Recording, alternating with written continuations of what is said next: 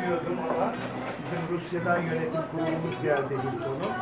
Onlar da sabahtan beri toplantıdaydık. Şimdi bir iş yerindeyiz.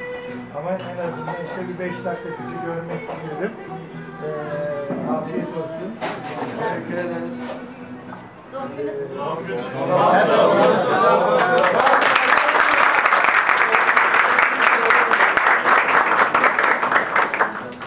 Bu arada da ben aslında Sait Bey çok yakın dostumuz. Böyle sizi davet etti. Bizi onurlandırdı. Ona da çok teşekkür ediyoruz. Değil mi? Evet.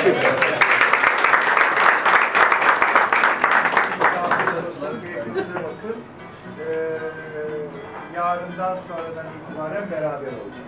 İnşallah. Bana yarın da müsaade ediyorsunuz. Bizim yönetim kurulumuz dinleyecekler. Aslında biraz daha vaktimiz olsaydı onları da size getirecektim. Benimle tanıştırmak için bir başka zamanda tanıştıracağım yine. Bizim otelimizin sahibi burada, yönetim kurulu üyeleri burada. Daha sonra yine tanıştıracağım inşallah. Tamam, hadi hepinize afiyet olsun.